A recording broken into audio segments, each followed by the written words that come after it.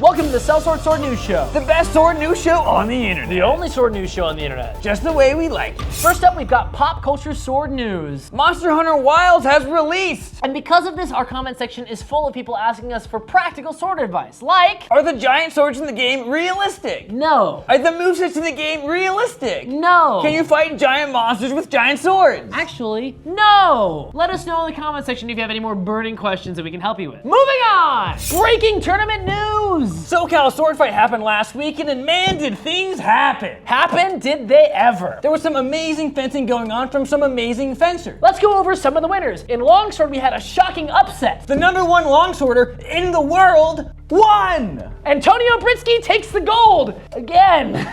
In saber, another upset. Antonio Britsky also won. Leave some for the rest of us! In rapier and dagger, another huge upset. The #1 rapier and dagger fencer in the world, Robert Childs, won!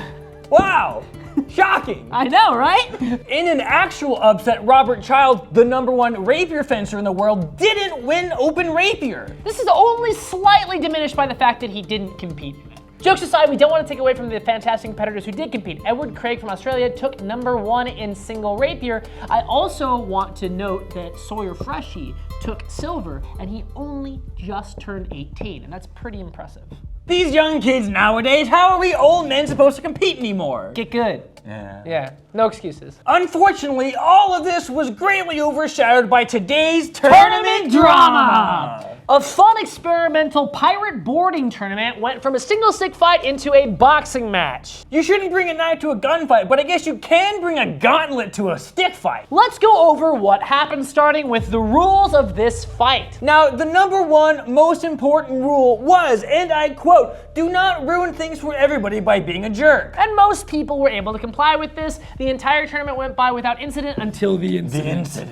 The rules were essentially, you had teams of 3 duking it out. You had 2 lives. If you got hit in the head, you were out. If you got hit anywhere else, you'd lose 1 life, go back and respawn. Last man standing wins. This was a self-call tournament, which means you had to call your own hits. The judge couldn't see everything going on in the chaos. And because this was just for fun, it was kind of assumed everyone was gonna play nice. And they mostly did. To do this justice, let's just roll the tape.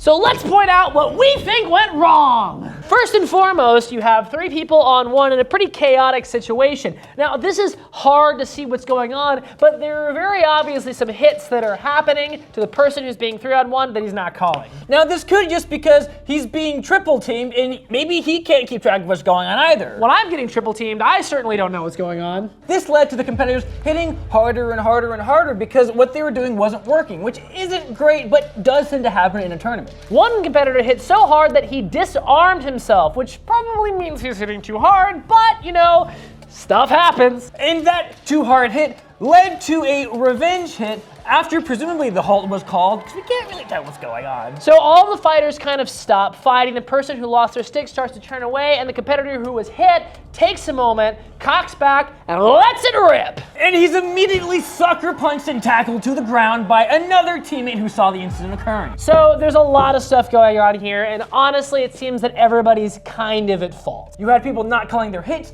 you had people hitting too hard, you had late revenge afterblows, but none of that justified the end result of a full-on sucker punch tackle. The person who was punched was out cold for a couple of minutes and had to be taken to the hospital. This is pretty bad. To our knowledge, there are no lasting injuries, but this whole thing was a bit of a cluster. We've heard both sides of the stories from the people who were there. Arguments were made that the person who was punching was trying to protect their teammate. Arguments were made on both sides. The whole thing just seems kind of shaky. It seems like it just was bad. All the events of this kerfuffle were understandable, but none of them were correct. But I think it's safe to say the most incorrect is cold cocking somebody.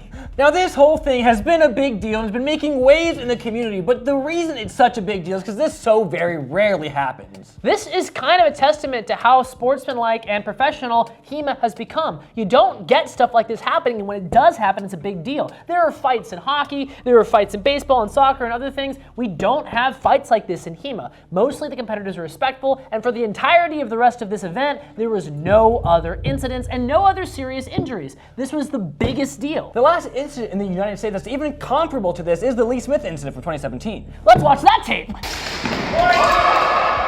Oh.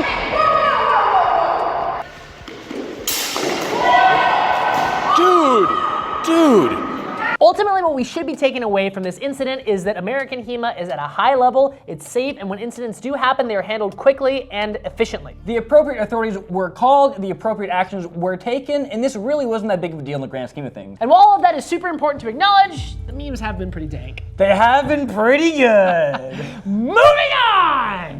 Next up, we have sword drama. Age of Craft, a Boohurt company, has released a line of fetter swords. Some people have pointed out that these fetters look familiar. For instance, this, the fetter number, I don't really know. We call it the Gothoff. Why, you might ask? Well, let me explain. This is the weirdest sword I've ever fenced with. This is the Age of Craft HEMA Fetter Type 3 from Cult of Athena. But we just call it the Gothoff. Why, you might ask? Well, this is a picture of the Siggy Gothic. Yeah, I don't think I have to say anything else, do I? This has caused a little bit of drama in the HEMA community. People were upset that Age of Craft took inspiration from an existing company. I mean, this is unprecedented. No one in the history of HEMA has ever taken inspiration from other manufacturers' designs, like gloves, jackets, helmets, swords, or anything else. No, everybody makes very unique things. You know, the HEMA community is beautiful because everybody just gets along and there's never any drama. Like, you know, HEMA Supplies, a big company, would never disappear overnight and have the guy flee with everybody else's money. That would never happen. No, that would never happen. And manufacturers are really good about getting swords and jackets and things to you on time and communicating with you. They're great at communication. Yeah, I've never had somebody take my money and then not get back to me for years. Where's my sword, Aureus? Where's my jacket, Zephyr-Craft? It's been 2 years. Moving on! Next up, sad news, everyone. There's been a death in the family. The Age of Craft Gothoff has died. So sad. Turns out you're not supposed to hit it against bricks. Luckily for you guys, we caught its death live on camera.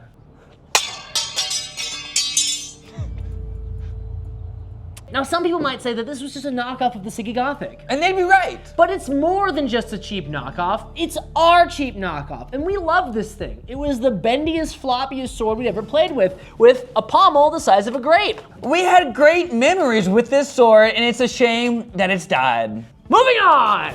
Next up, we have sword fashion news. Terrible, terrible fashion news because so many people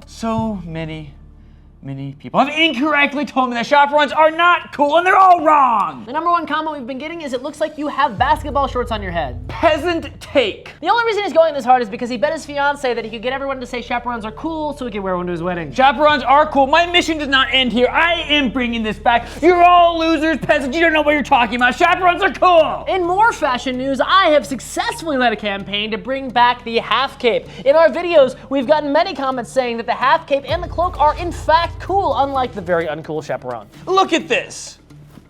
Chaperones are cool. Unfortunately for you, Fry and I are the editors, so those were not good pictures of you. On the other hand, these are great pictures of half cloaks and capes. These are all peasant takes, real lords. You know what, actually, David? I, Clark, think that chaperones are dumb and half cloaks and capes are better. You're right.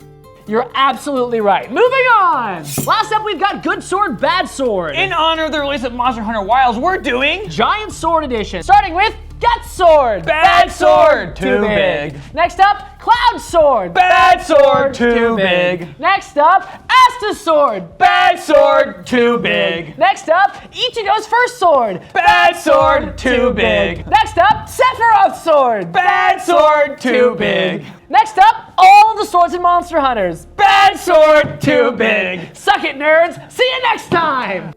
Thanks for watching, and we hope you enjoyed the video. This video was a lot of fun to make, but it's also a lot of work. So if you want to help support us, please consider joining our Patreon for as low as $1 a month. It makes a huge help, and we'll see you on the next Sellsword Sword News Show.